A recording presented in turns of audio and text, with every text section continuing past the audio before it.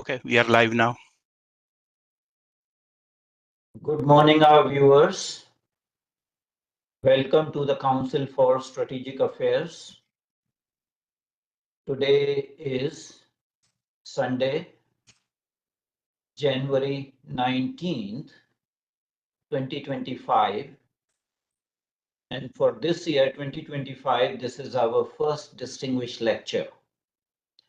Those of you who registered probably saw this flyer, and it gives us the title of today's distinguished lecture.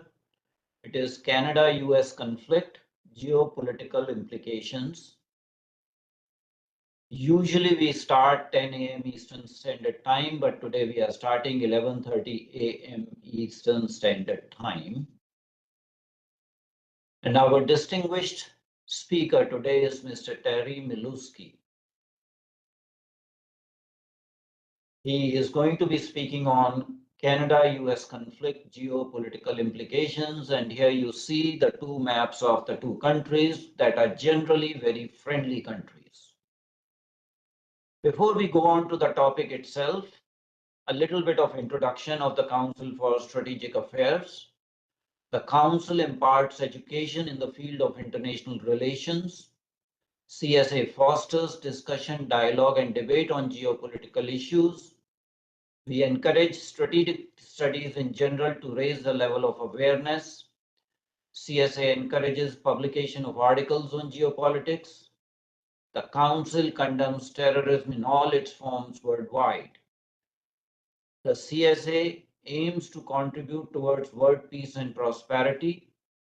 CSA is registered as a 501c3 organization with the IRS in the United States. So it's a non-profit organization. Please donate and support to the CSA if you are based in North America. The link is there on the website. Usually we do a monthly roundtable discussion on second Saturday of each month at 10 a.m. Eastern Daytime. Usually there's a monthly guest lecture by a domain expert on fourth Saturday of each month at the same time. But this month we are having some difficulties keeping with the schedule. So we'll have both the events, but slightly in a different manner. We also have one-on-one interview called Strategically Speaking with Dr. Adityanji. And I'm happy to say that our distinguished guest today, Mr. Miluski, has appeared on our platform on this particular feature, Strategically Speaking with Dr. Adityanji, twice. We also organize symposia and meetings and conferences. We have a fellowship training program. And again, we would encourage people who are based in North America to use the link to donate and support to CSA. And of course, you'll be seeing Mr. Miluski, that is his picture. A little bit of introduction for Mr. Miluski. He has worked in 50 countries during 38 years with the CBC. He was CBC's first Middle East bureau chief, who spent 8 years in Washington, D.C. during Reagan, Bush, and Clinton administrations, and was based in Vancouver for 14 years before returning to Ottawa as a senior correspondent. Mr. Miluski was CBC TV's senior correspondent in Ottawa, to which he has returned after working in over 30 countries over 30 years' time with the CBC. Yes. He is very well known. He has written several books. He has actually specialized on writing on the so-called Khalistani movement in Canada, and in fact, he was given several death threats. He has won Gemini Award for his coverage of 1997 APEC Summit, a Webster for his coverage of the Air India bombing, and a Canadian Association of Journalists Award for Ray of Light, a documentary shot in India. And here you see these two countries, Canada and United States, neighbors of each other, joined by geography. And this is a cartoon that appears in today's Globe and Mail that shows you the mega-verse, which is creating tensions between these two countries. So we are back again at this, kind of relationship with the flags of the two countries. Before I hand over the platform to Mr. Miluski, a little bit about housekeeping rules. I would request everyone to mute themselves to avoid noise interference. Please change your cell phone setting to vibration mode. Please do not interrupt our esteemed speaker. Only those members of the audience who identify themselves will be allowed to pose questions, or no anonymous questioners. All the questions are moderated through the chat room, so send very succinct questions, no lengthy comments. This program is being recorded and it's also being live streamed on our YouTube channel, as well as it will be available on our website. I need to apologize that there was some difficulty with the link, so we had to send a new link to all our audience who had registered. I hope they are able to join us. So folks who are joining from North America, kindly donate and support the CSA. And without further ado, I am going to invite our distinguished speaker, Mr. Terry Miluski, who's going to be talking on US-Canada or Canada-US conflict, geopolitical implications. Thank you, sir, for coming on our platform, and it's all yours. Please go ahead. Well, thank you for the kind introduction, and for the invitation to offer a few thoughts about the imminent arrival of an American wrecking ball in all of our lives up here anyway. We have 24 hours to go, so we better get busy. Someone once gave me, thinking about trade, somebody once gave me a simple but convincing explanation of the character of the ghastly Iraqi dictator who you all remember, Saddam Hussein. In Saddam's home village of Tikrit, he said, if you had 2 chickens and your neighbor had 4, the obvious way to get ahead was to kill him, take his chickens. Now you have 6 chickens and you're on your way. And this was the calculus, apparently, of Saddam's boyhood in northern Iraq.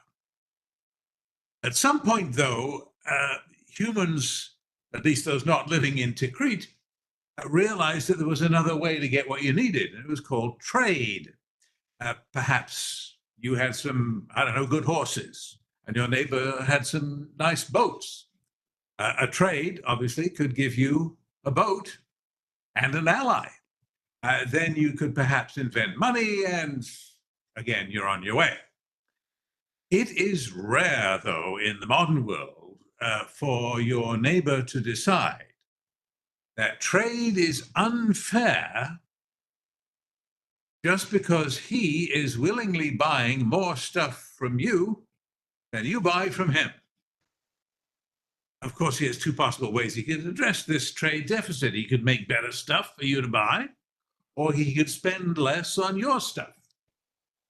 It's rarer still for him to decide instead that his decision to buy so much from you is somehow a subsidy from him to you for which you must be punished. You must be stopped from offering his tribe what it wants at such attractive prices by his stopping you at the border and imposing taxes to make your stuff more expensive.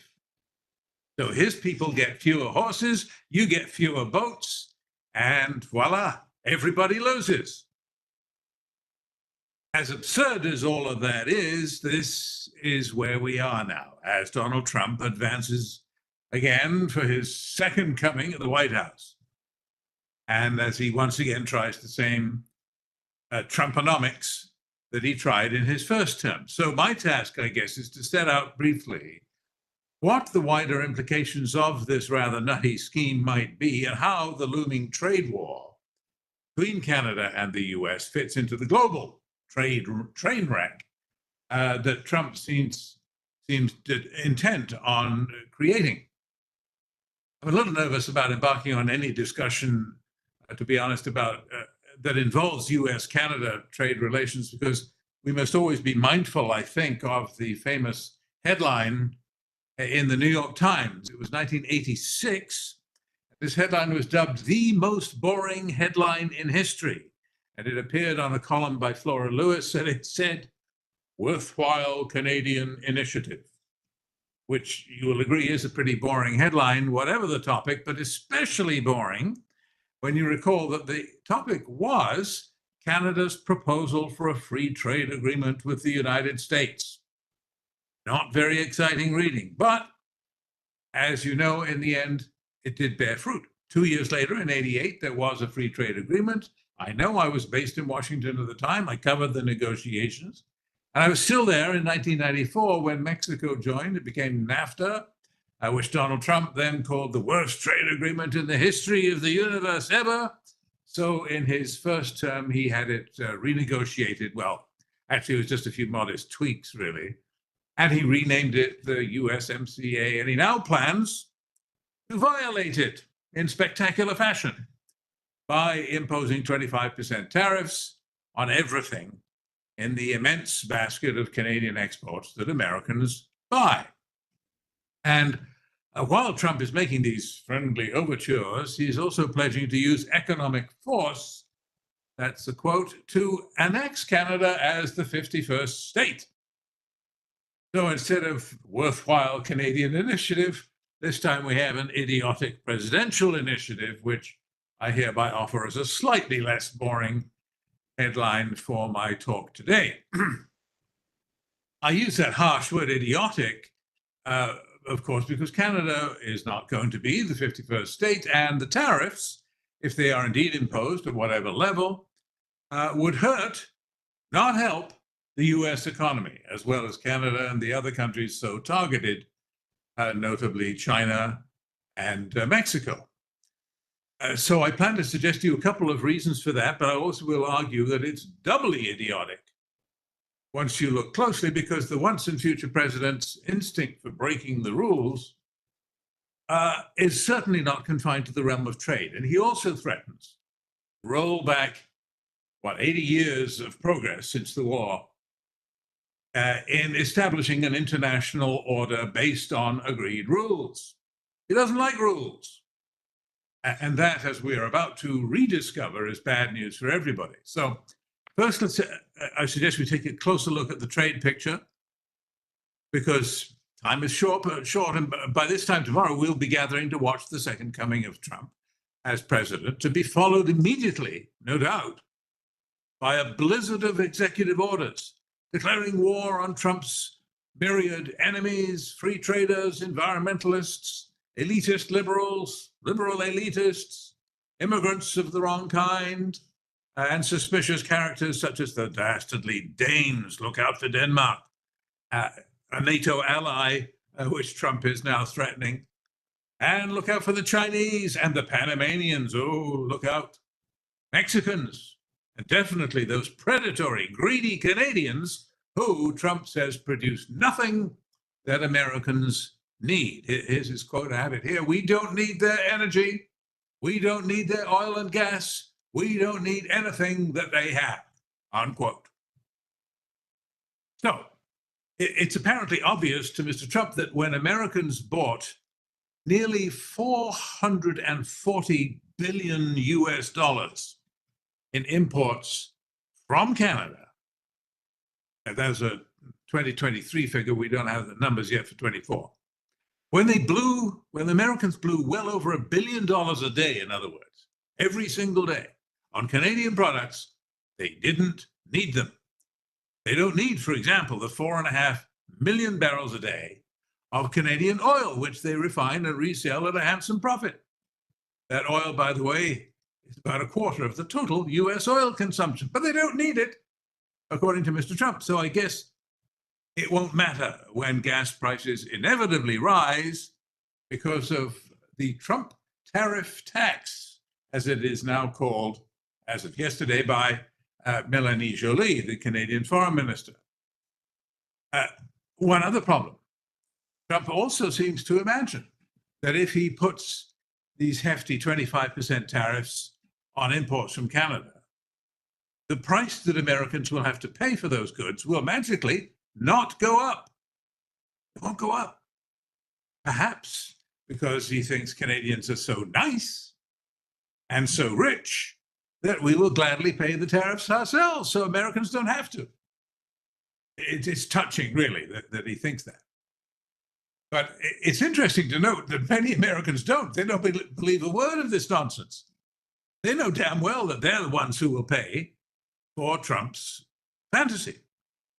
A poll was done, for example, just in the past week by Angus Reid, I think, which found that in the US, 1/4 of those polls support the tariffs on Canada, but twice as many oppose it.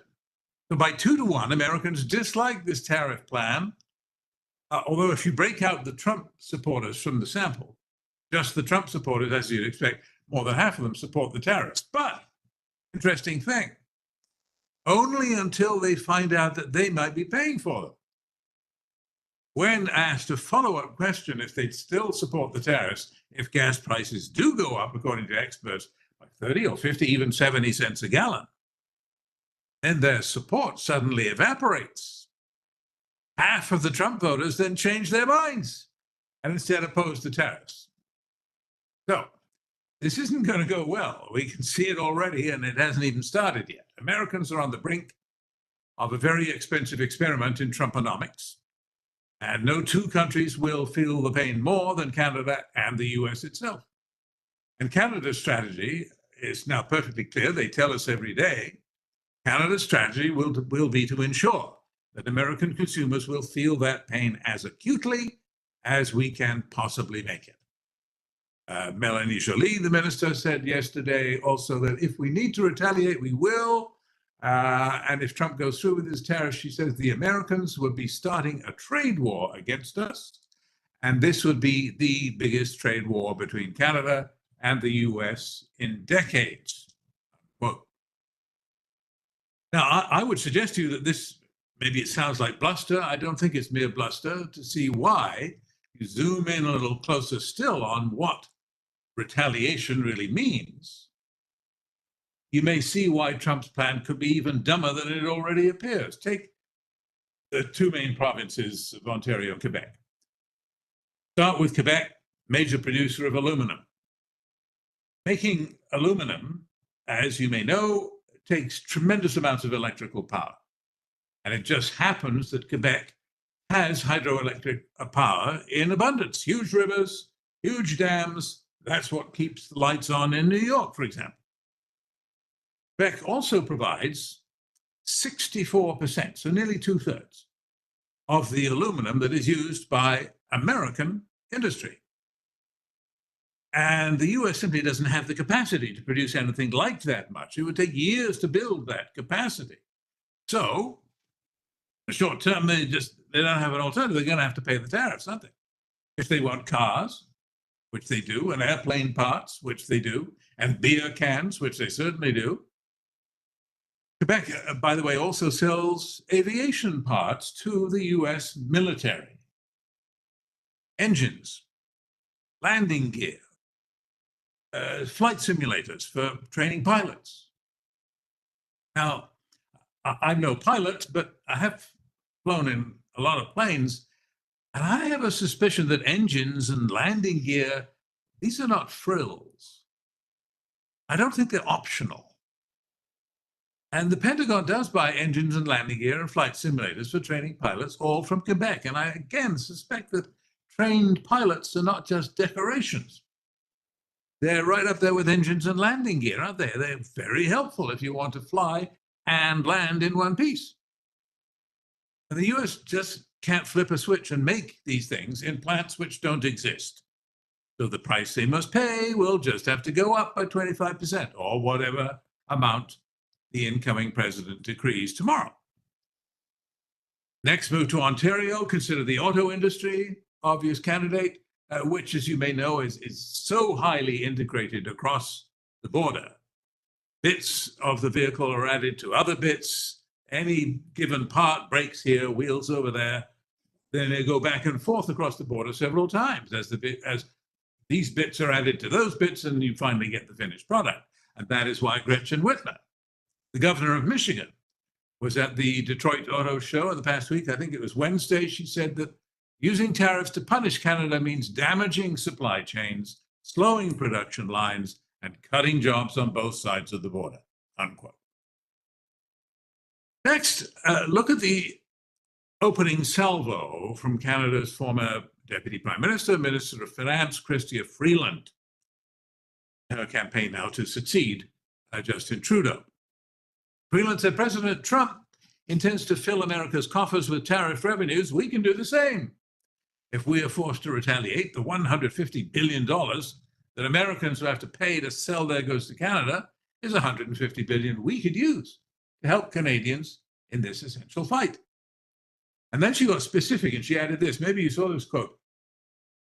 Florida orange growers, Michigan dishwasher manufacturers, Wisconsin dairy farmers. Brace yourselves, she said.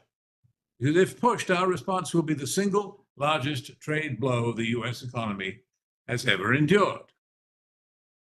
Now, you can dismiss all that as brave talk. It is pretty brave, but it's true. It's just a fact that Canada is very well placed to retaliate because it's not just a huge supplier to the U.S.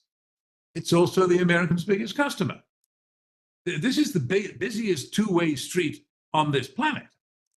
Canada is the largest purchaser of U.S. exports, which means that we can indeed retaliate precisely as Freeland suggests, just as we did, in fact, the last time Trump was in office, by slapping our own tariffs on carefully chosen American products, orange juice from, Trump's new home state of Florida, motorbikes, whiskey, yogurt, ketchup, lawnmowers, motorboats. And look closer still to see why I say carefully chosen. For example, where did the yogurt come from? Oh, yes, from those Wisconsin dairy farmers you mentioned. By the way, who was the Speaker of the House in the U.S. Congress at the time? Oh, yes, it was Paul Ryan of Wisconsin. What a coincidence. And what about the bourbon whiskey? That was from Kentucky, I think. Home state? Isn't that the home state of Mitch McConnell, the Republican leader in the Senate? Another coincidence. So you get the picture. It's not coincidence at all. It's careful targeting.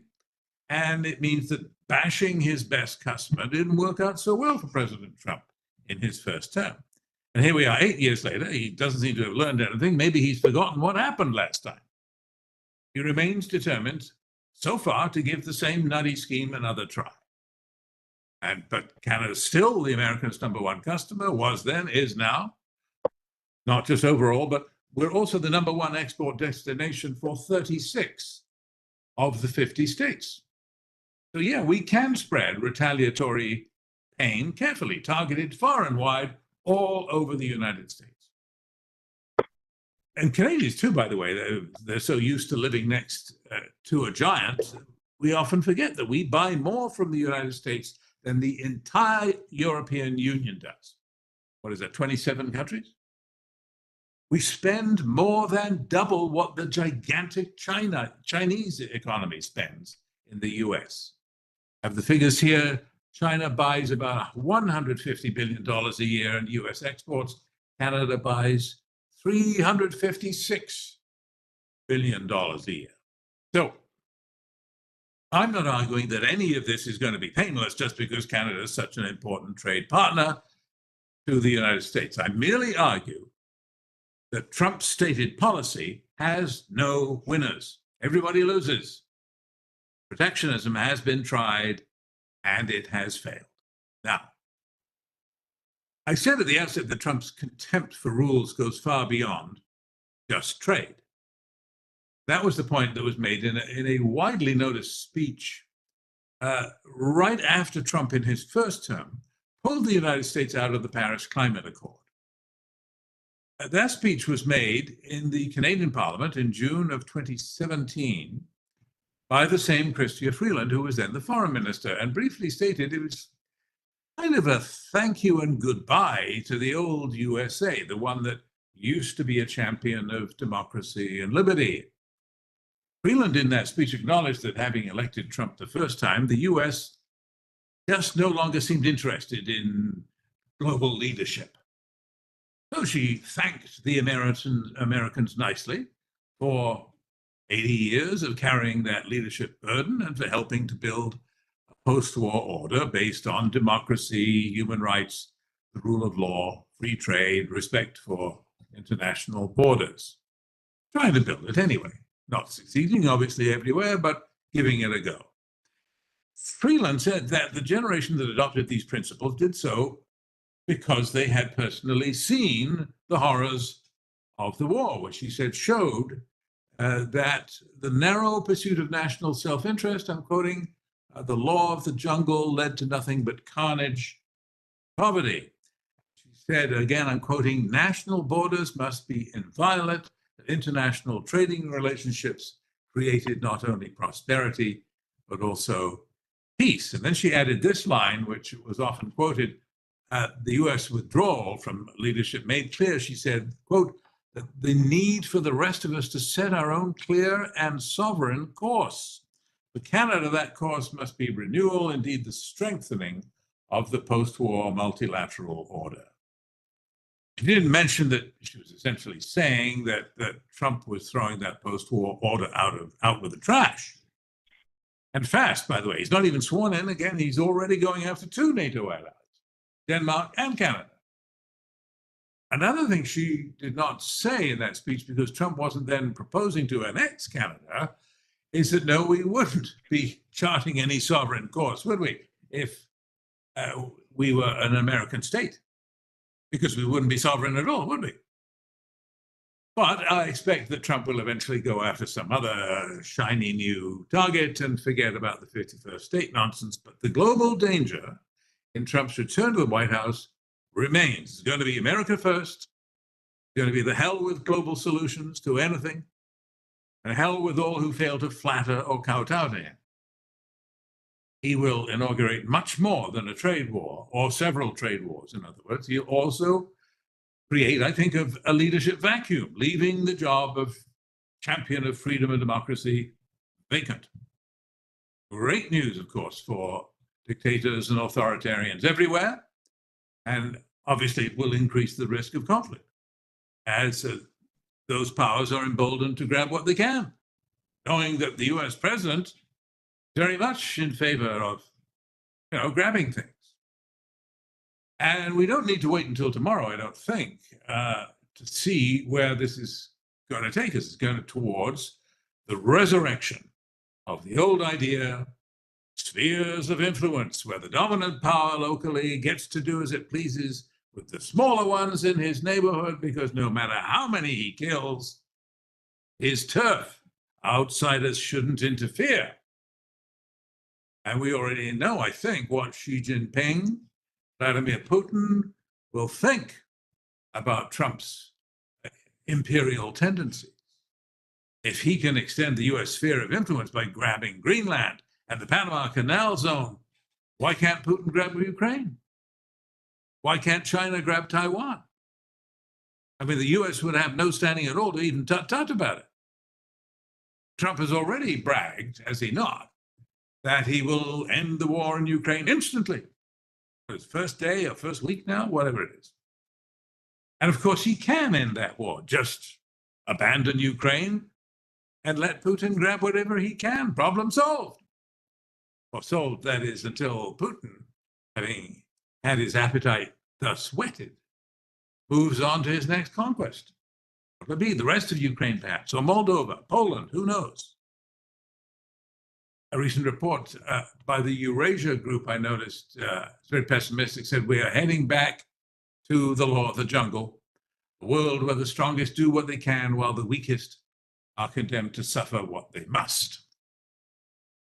It has to be admitted before we go too much further, I think, that democracy's, partly to blame. At least many millions of voters are, because voters in many countries, most plainly in the US, have enabled this return to the jungle. Fully half of US voters, Trump's half, I mean, turned thumbs down on the post-war order and its institutions and tired old ideas like expecting the president to have as few felony convictions as possible. Democracy is a fraud, these voters say. At least they say that when they lose, not when they win. And it seems that these voters don't like experts. Who needs experts? They're frauds too. We'd rather trust RFK, the kook with the brainworm and the bear carcass in his trunk.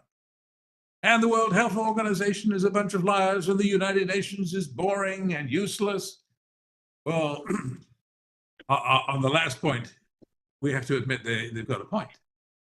I mean, Russia has a veto at the UN, and 1.5 billion Indians do not. What kind of sense does that make? But I'm not here to preach that the old ways are the best ways. Many of these outdated and remote institutions really don't seem to be of any use to regular folks grappling every day now with the cost of groceries and rising sea levels and online scammers and disinformation. For all we know, we're going to wake up one day and find that our new masters are not human. We'll be working for the robots instead of the other way around. And meanwhile, what is NATO or the UN or the World Economic Forum or the G7 or the G20? What are they doing about all this except talk? So this wave of exasperation has been caught by the likes of Donald Trump. And as soon as he's sworn in tomorrow, he's going to get busy tossing onto the junk pile the quaint notion that the US was born to spread democracy and freedom. And it's no use looking to the other advanced democracies to fill the leadership gap created by the American abdication, or Trumpification, if you like. Look to Europe. The most stable governments right now seem to be Viktor Orban's pro-Russian autocracy in Hungary, and perhaps Giorgia Meloni's pro-Trump administration in Italy. Neither of them is out to restore the old order. Far from it. And don't look either to the traditional European powerhouse, the Franco-German powerhouse of Europe. Obviously, both their governments are disintegrated. It looks like populist parties are doing better and better. And now the UK has finally managed to boot the Tories out of power. And in record time, they've managed to make the new Labour government nearly as unpopular as the old Tory one. And I would suggest don't look east either. Yeah, Japan's had a semi-permanent, stable ruling party for what, 50 years or more? Liberal Democrats? But now they've lost their majority. Now they're clinging to power. Now they're focused on their own survival. Although I must say that personally, I think I would definitely give South Korea the prize for democratic dysfunction right now. You know, of course, that their president was impeached, but that's not all. Now he's become the first South Korean president to be arrested. With the astonishing scenes of 1,000 anti-corruption investigators scaling barricades and hacking through barbed wire to haul the president away into custody. Yeah, democracy is in great shape. And thank heaven that this could never happen in the US because the president has immunity. All of which I think leaves us with the two great candidates for leadership, great civilizations, I would say, who may be expected to one day lead the world, the two Asian giants, China and India. And I say one day because I don't mean today. Neither seems ready to or able to step up yet. China, arguably, would offer the most plausible challenge right now, but nobody is looking to the Chinese Communist Party as a model of the way governments should be. China, where police monitor everyone all the time, and whose leader has embraced with, what is it, no limits, the world's most murderous mafia state, Russia. Well, this very brief tour hardly suggests that the world is soon going to come together to deal with problems that can only be fixed together. I'm thinking of the next pandemic, cybercrime, future of artificial intelligence, climate change. Such leaders as we have are instead marching in the opposite direction. In his first term, President Trump proudly tore up the Paris Agreement on climate change. Biden rejoined it. I guess what happens? And guess what happens now that Trump is back? Now, in his second term, it seems clear that neither he nor his sycophants have yet grasped that it is the traditional rules of fair play in politics and in business that made them and the United States so rich. They could count on the enforcement of contracts and equal access to the courts and to the marketplace, and free elections, independent judiciary, level playing field. So that, for example, no fat cat who happens to be a buddy of the king can rob you and expect to get away with it because of his fancy connections. In short, Americans got rich because they could count on the rule of law. And that is precisely what Trump has throughout his career treated with contempt. I would argue also that contempt is poisoning the bloodstream of the American economy already. Look at Mar-a-Lago, the lineup of billionaires who know that Trump is running a pay-to-play scheme, and so they do pay to play. Here's $1 million for your inaugural fund. Welcome aboard the gravy train. I checked on this yesterday. Those known so far to have handed over $1 million or more to the inaugural fund include Google, Microsoft, Apple, Meta, Amazon, OpenAI, Uber, Adobe, not to mention the banks, the airlines, and so forth. And Mark Zuckerberg has suddenly realized that Facebook doesn't need fact checkers anymore. And Trump is delighted. Corporate America has kicked in more than $200 million so far just for the inaugural fund. They can't even go outside, it's so cold. Nobody will be amazed then if Trump rewards his donors, also generous, with gentle treatment on government contracts or regulations. It's going to be Kremlin 2.0, where it's not how competitive you are that matters, but how cozy you are with those in power. Crony capitalism is often running even before day one of Trump 2. It means that CEOs are going to have to take care to stay in Trump's good graces instead of just running their business. And becoming an oligarchy, you'll notice, of course, Joe Biden's warnings about oligarchy in his farewell speech. Becoming an oligarchy can only, I think, make the US a less attractive destination for investment. Second, an American descent into oligarchy will include, indeed it already does include, the hijacking of US foreign policy by unaccountable courtiers and billionaires with their own agendas, not necessarily national interests. But Trump leads the way. Remember that Trump did try to blackmail Zelensky of Ukraine in their famous perfect phone call. So the US interest was in Ukraine having those Javelin missiles, but Trump wanted his own interest addressed first, namely forcing Zelensky to produce some dirt on Joe Biden. And now Trump is supposedly going to be tough on China. But interesting, his new crony Elon Musk has a lot at stake in China, doesn't he? So it'd be wise to remember that ancient Chinese curse, you live in interesting times. And it will at least be interesting to watch as rules and traditions and guardrails get smashed. Now, I'll make a couple of final points that I'll wrap up. First is that there is another case of rule breaking, which is instructive, and the betrayal of traditional law and order principles. And it's not part of any conflict between Canada and the US, but rather between Canada and India. And I haven't touched on that because it's off the topic, but it's fine. I'm just saying that it's fine. If people have questions about that, a lot of people do have questions. They know I follow that closely.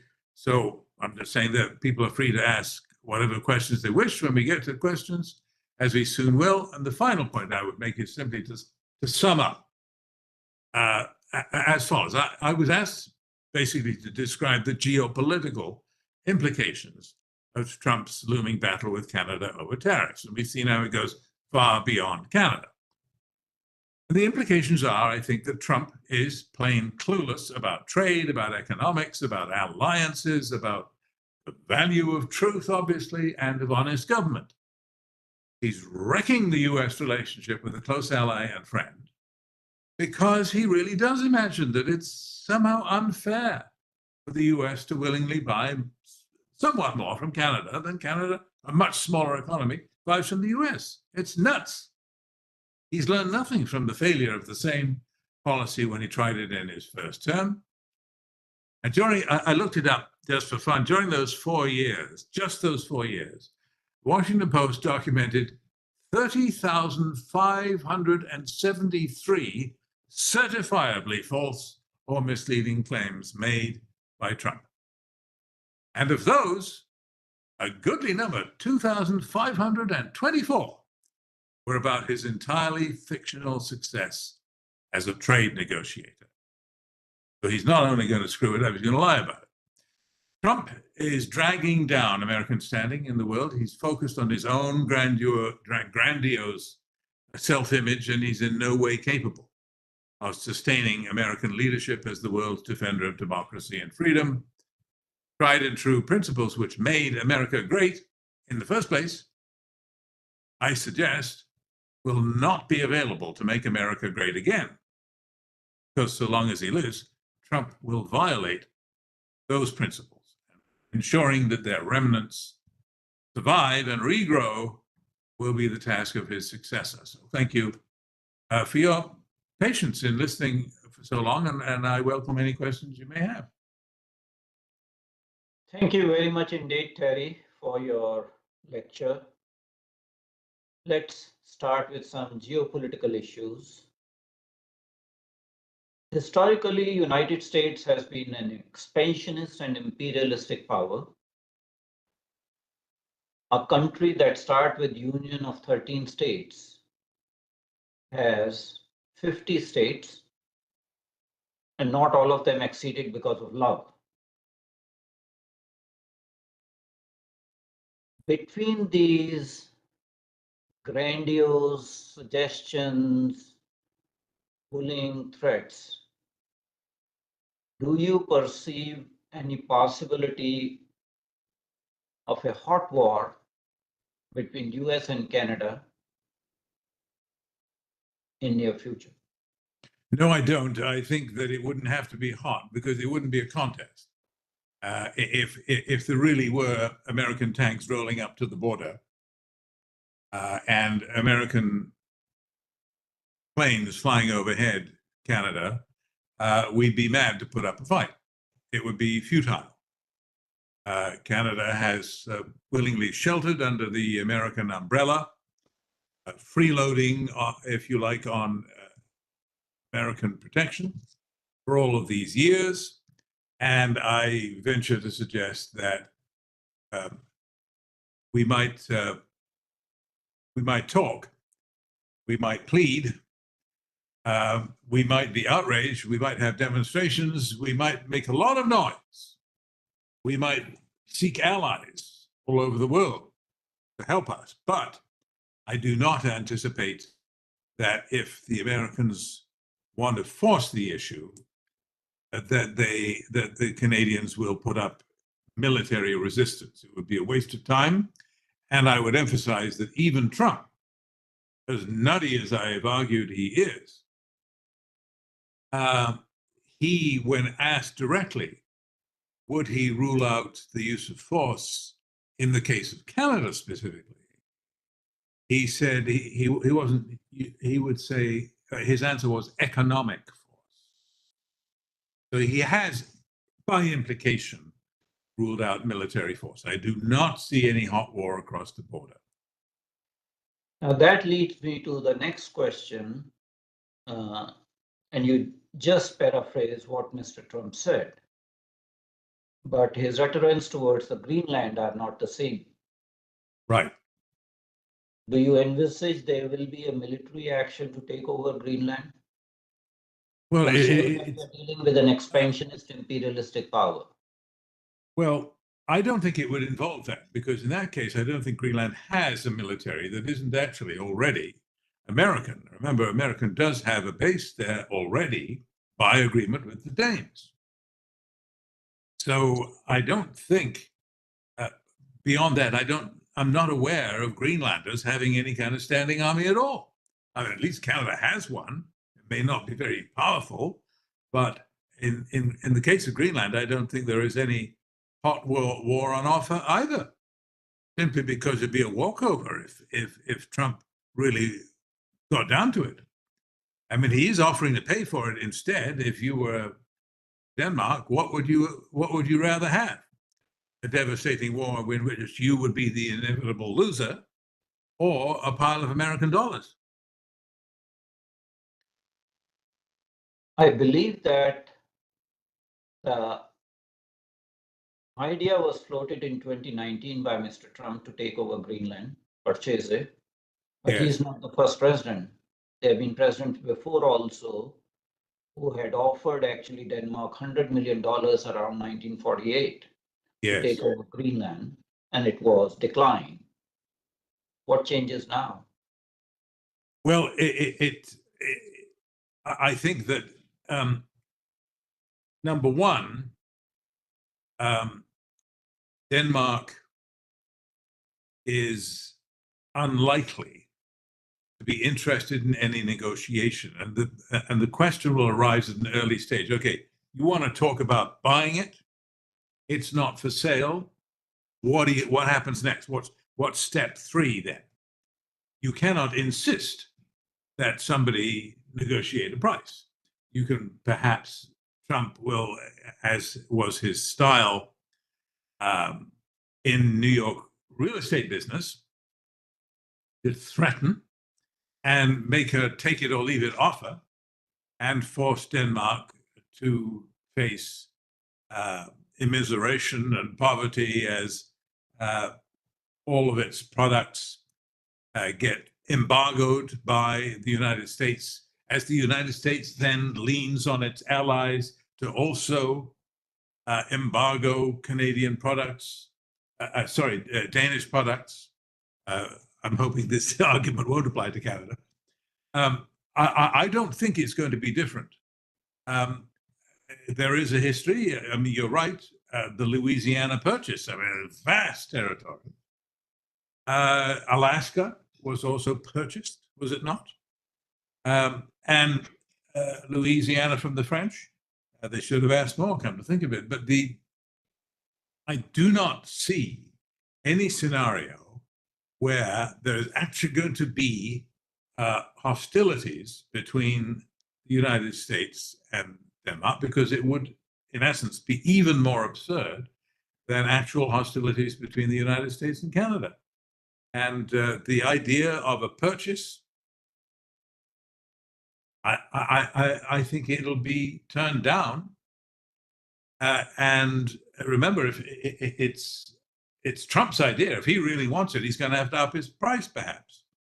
And there may come a point at which Denmark sees the numbers as high enough that they will accept, but I don't see it. I think that this is just all chatter for talk shows and talking shops like this one, and I don't think it's going to have any reality to it. I do not think that we will live to see the American flag flying over Greenland as opposed to over its military bases there.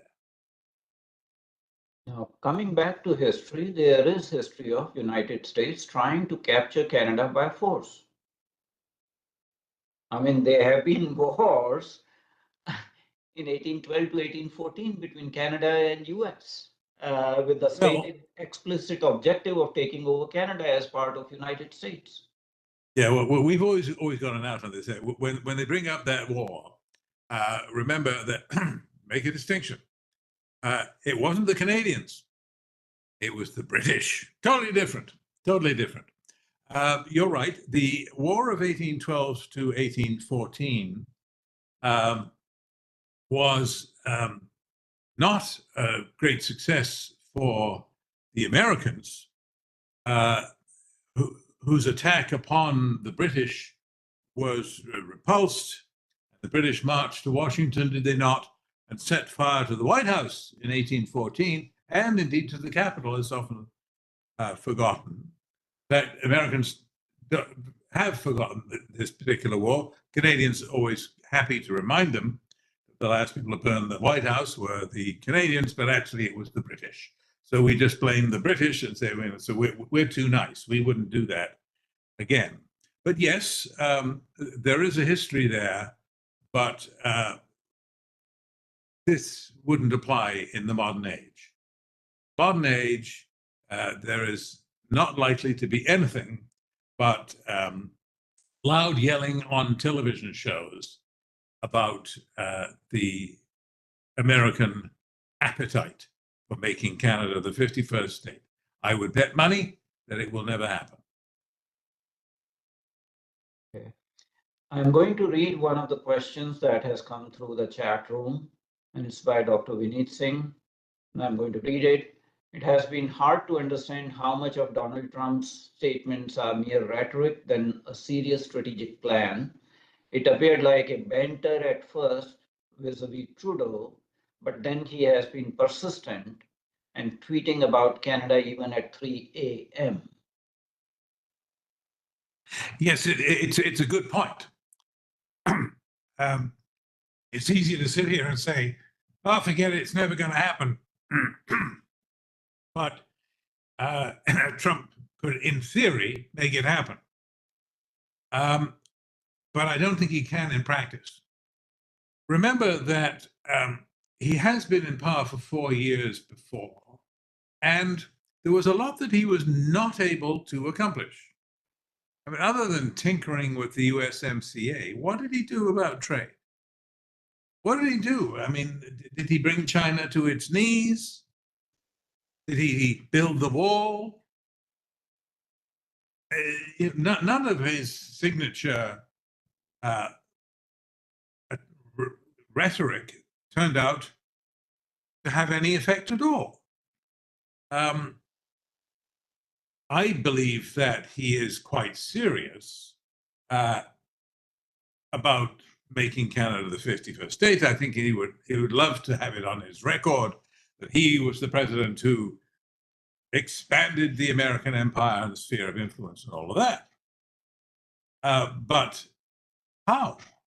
I mean, without Canada's agreement, and that won't be forthcoming, he will be compelled to send troops north and occupy Canada, take over the parliament and the heights of industry, like, for example, the Canadian banks, many of which own regional American banks. The first thing that he would learn is how incredibly integrated the two countries already are. You could put up a sign and say, "Welcome to Canada, the 51st state," and nothing else might change. Then at dead of night, the Canadians come out and put out their own sign instead. I just don't see it as remotely realistic. I think that he would eventually come up against reality, as he has so many times before. Okay, there's no question in the chat room, so I will pose a very provocative question. Of course, it is hypothetical. Trump has always liked dictators and strongmen. His love affair with Putin is very well known. Even in the first term, during this soon to be started second term, he already invited actually Xi Jinping. In 2014 to 2016, there was some talk about US and China forming a G2 condominium with two spheres of influence, one dominated by US, one dominated by China. Do you envisage a possibility of a grand bargain between three strongman leaders, Xi Jinping, Vladimir Putin, and Donald Trump, to have a G3 condominium, with China being given go-ahead to take over any country in Asia, Putin in the Eastern Europe, not just Ukraine, and United States, starting with Gulf of America, taking over rest of the Canada, rest of the Mexico and Canada as a part of grand imperialistic expansionistic grand bargain? First, I think that this would not be to the liking of the Chinese. I don't say that the idea of such a sort of tripartite world is beyond the realm of possibility. I think the sticking point would be China, because China envisages its destiny as spanning the world, and not they would regard that as confining. They can have their sphere of influence without any such agreement. They're on their way now. They're building new islands. Those are military bases. They're expanding their jurisdiction over the South China Sea. They are already on their way without any agreement with Putin and Trump to exactly what you suggest, running their neighborhood as a traditional sphere of influence where they can do what they like, and the other parties will stay out of it.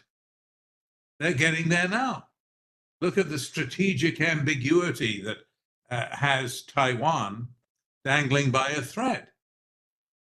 American strategic ambiguity holds that, you know, we'll stand with them, but maybe, you know, we're not going to tip our hand exactly what we'll do if China basically takes over Taiwan by invasion and armed force.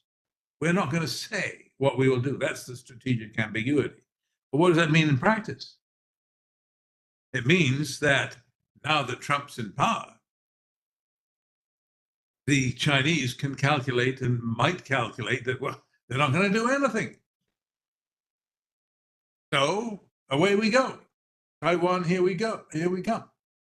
So what's wrong with the idea, I've read about this, what's wrong with the idea of dividing the world up into three is that the Chinese don't need us to get its share. The only power that does presently is Russia, which is in a precipitous decline, short of money, short of men. It's a basket case. We don't need to give Russia anything. It's a mess. Why would we want to deal with them? I don't think there would be any point. So I think that the United States imagines that it can have its own way in its sphere, and the Chinese feel the same way. I don't think Russia even would qualify for the meeting. This ain't Yalta. I mean, my life, my generation, I'm 75, my life was set by the agreements at Yalta. And my Polish refugee dad said to my mother, well, Poland has been sold. We're not going back to Poland because now Stalin's going to take it over. The Allies have given Stalin Eastern Europe as payment for help with winning the war in the Pacific.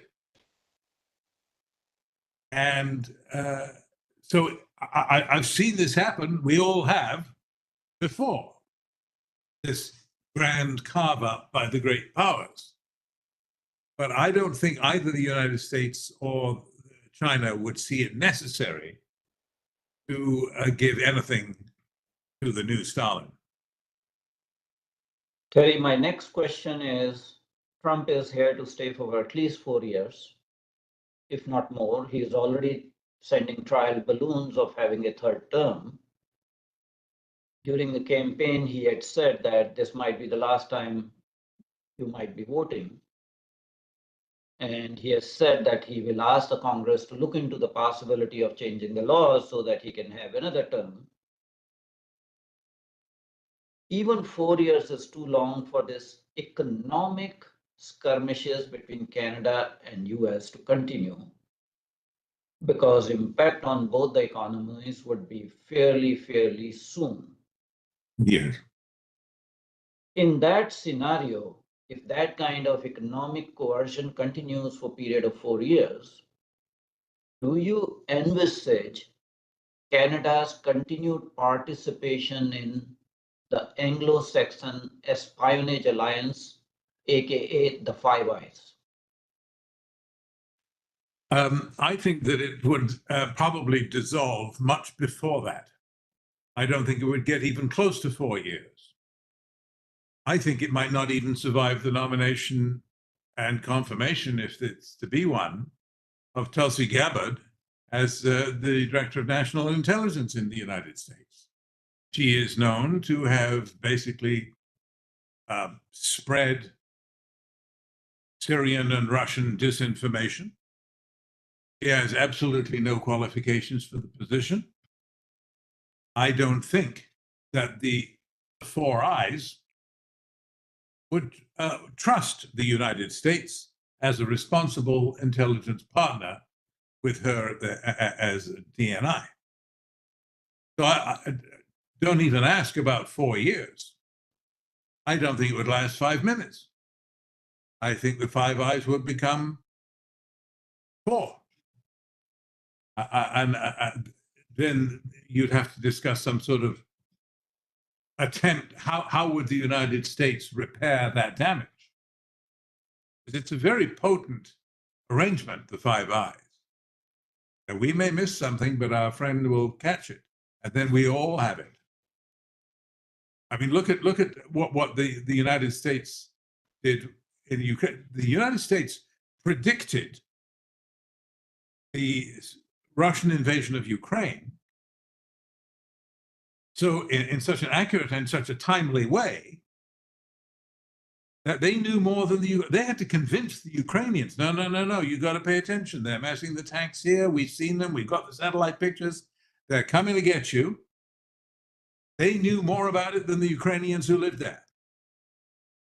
And that's a very powerful intelligence operation. And I don't think that Americans who value it would expect their allies to continue to be allies with some of the crazy nominations that he's made. I don't think Five Eyes would last 15 minutes if Gabbard gets in. The next question, Mr. Trump, once sworn in tomorrow, has promised to bring at least 100 executive orders on day one.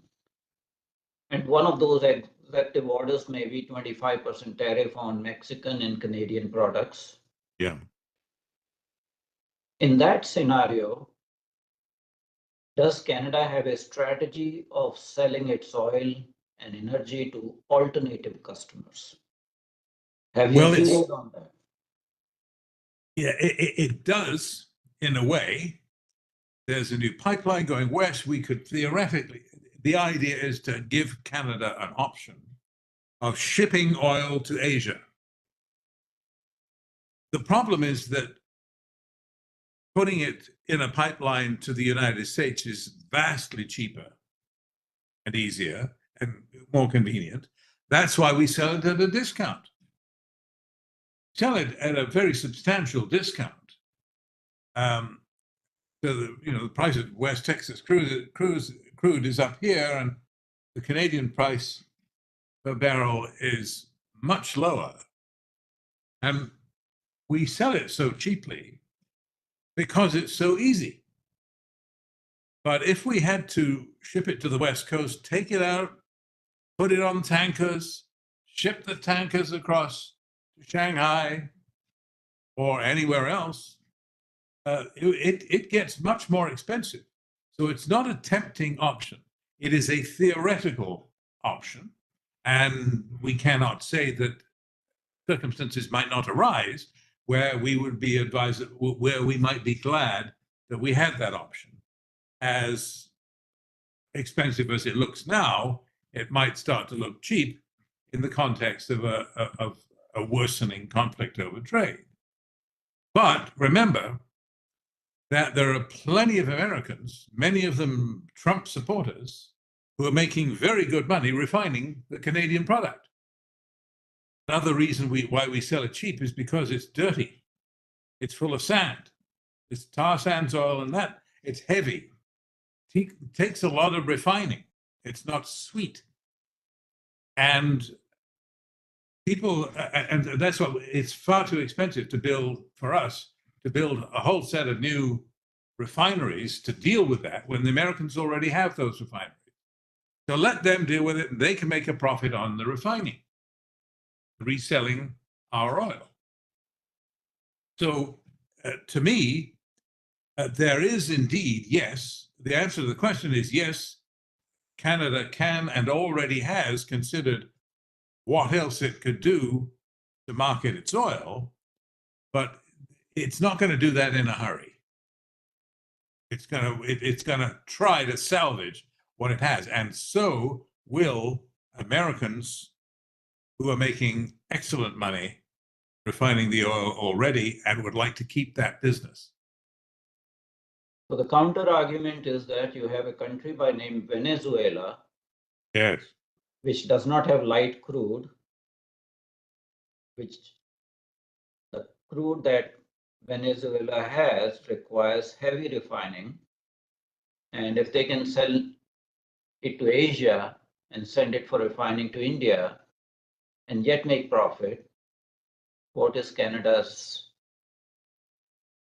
hesitation in not putting all Canadian eggs into one basket that you're doing, and it is strategically a myopic option? yes, I think you're right there, and I think that as soon as you mention Venezuela, you have a problem.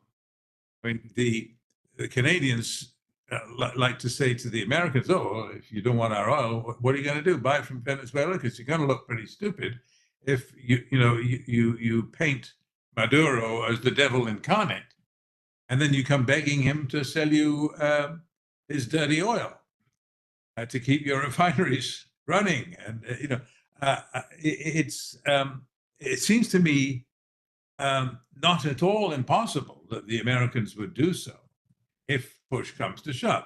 But remember that as generous as the Canadian terms are, it's still only a quarter. Canadian oil is still only a quarter of the United States' daily consumption of oil. And it does have other sources. And if it could get oil from Venezuela and override the objections of democracy-loving types in the United States to buying anything from Venezuela, then it's not beyond the realm of possibility. I mean, more cynical, more hypocritical things have happened, have they not, in the past? I just think that this is, I don't think we will get there. If we do, we'll revisit your question. But I don't think we will get there because there's too much interest, not just on the Canadian side, that's my point, but on the US side in having that oil from Canada moving to those same refineries and fattening the pockets of Trump's donors. Okay, there are no more questions in the chat room, and we had a very good discussion. So Canada is very well advised to have some hedging strategies and try to do what US is doing with China, de-risking and decoupling. Probably Canadian economy needs to de-risk and decouple from US economy so as not to be subject to this kind of economic blackmail that you're facing now. Yeah, and it's not, it won't happen easily. And I think that Canada will fight and scratch with every fiber of its being to retain the privileged position that it already has. It's not going to lightly say, okay, well, we'll try to broaden our range of customers. I mean, in his time, Pierre Trudeau spoke up for the same policy. Well, we've got to diversify. We can't be dependent on the United States. Here we are, still dependent on the United States. They're our main customer. We're their main. it's not easy to break away, and we've got oceans on both sides. If we want to have customers in Slovakia or in Vietnam, well, there's an ocean to cross, and this is not easy. Maybe it won't be any easier if Donald Trump has seized the Panama Canal. Maybe he's not as dumb as I think. Well, we are going to witness very interesting times, starting with tomorrow. Not just Panama Canal, Gulf of Mexico being called Gulf of America, Canada being 51st Strait, and the Dominion of Greenland being acquired or merged with the United States of America. So with that comment, I thank you very much indeed at a very short notice for agreeing to give this lecture. It's very timely, one day before the inauguration of the new president. But we are going to see some action in this regard. It's not going to be dying down. There will be some strange events unfolding in next few days to few weeks to few months. And hopefully we'll come back again either on this forum or in other forums on our platform. But thank you very much indeed. Thank you. I enjoyed it. My thanks to all our audience. And finally, my thanks to Team CSA, Mr. Rajiv Verma and Mr. Ripudaman Pachori, who helped me arrange these kind of events. Thank you very much indeed to everyone. This lecture video recording is going to be available on our website and on our YouTube channel. It has been live streamed already on the YouTube, so it should be available immediately.